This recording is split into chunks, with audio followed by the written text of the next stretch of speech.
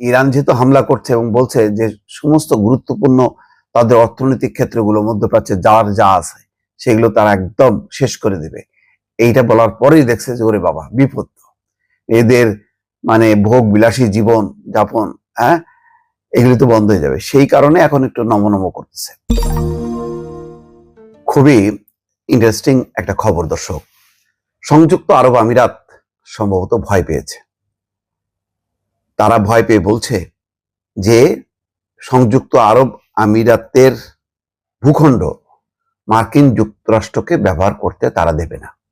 আনুষ্ঠানিকভাবে এই ঘোষণা দিয়েছেন সংযুক্ত আরব আমিরাতের আন্তর্জাতিক সহযোগিতা বিষয়ক প্রতিমন্ত্রী রিম আল হাশিমি। তিনি বলছেন যে গোড়া থেকেই সংযুক্ত আরব আমিরাতের এমন একটা অবস্থান ছিল, কিন্তু ইরান তাদের এই অবস্থানটাকে বুঝতে না পেরে খামাখায় হামলা চালাইছে। অনেকটা অভিমানের সুরেই তিনি বলছেন যে সংযুক্ত আরব আমিরাতে এই হামলাটা একেবারেই অযৌক্তিক ছিল, কারণ আমিরাত তাদের ভূখণ্ড ব্যবহার করতে দেবে না।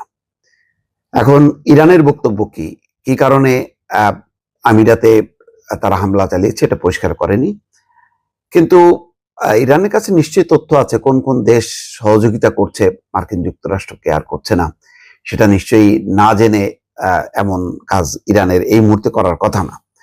যাই হোক, বোঝা যাচ্ছে যে একটা আত্মসমর্পণের হুমকি, যেহেতু ইরান হচ্ছে আরব দেশগুলোর প্রতিবেশী রাষ্ট্র, আমেরিকা আজ আছে কাল নেই, তার প্রয়োজন ফুরাইলে সে চলে যাবে, তখন কি হবে?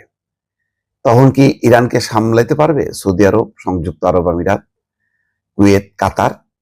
পারবে না। ইরানের সামরিক শক্তির সাথে কোনোভাবেই এইসব দেশ পেরে উঠবে না। এই কারণে সুর নরম করেছে এবং বলেনি যে এই হামলার প্রতিশোধ নেওয়া হবে। মন্ত্রী বলছেন যে ইরানের হামলা সত্ত্বেও সংযুক্ত আরব আমিরাত তার যেই গুরুত্বপূর্ণ স্থাপনা বা অন্যান্য কর্মকাণ্ড সেগুলোর কাজ চলতে থাকবে, কিন্তু তারা আত্মরক্ষা এবং সার্বভৌমত্ব রক্ষার পূর্ণ এবং বৈধ অধিকার সংরক্ষণ করবে, এই কথা বলছে। যে হাশিমি বলছেন সংযুক্ত আরব আমিরাতের অবস্থান শুরু থেকে স্পষ্ট, ইরানের বিরুদ্ধে কোনো সামরিক অভিযানে তার ভূখণ্ড ব্যবহার করা হবে না। হাশিমি আরো বলছেন ইরান সংযুক্ত আরব আমিরাতের ঘোষিত অবস্থান বিবেচনা না করেই তাদের উপর আক্রমণ শুরু করেছে।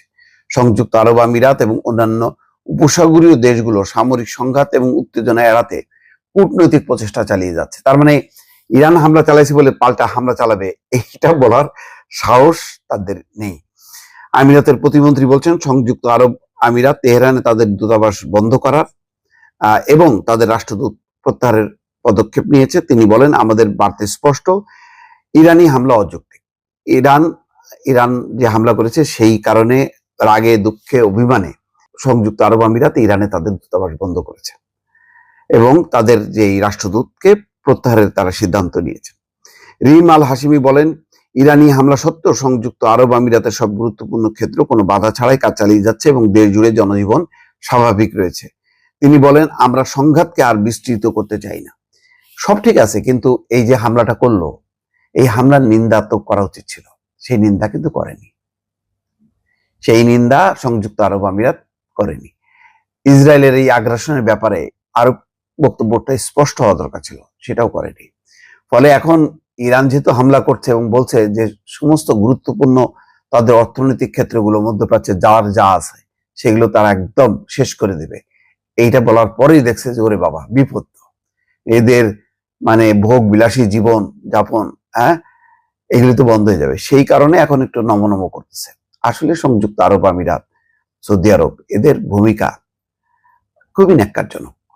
এই দেশগুলো যদি ঐক্যবদ্ধ থাকতো তাহলে ইসরায়েলের এত সাহস হতো না যে মুসলমানদের রক্ত ঝরানো, মুসলিম বিশ্বের মধ্যে ঢুকে মুসলমানদের রক্ত নিয়ে হোলি খেলা, এটা করতে পারতো না যদি আরব দেশগুলো ঐক্যবদ্ধ থাকতো।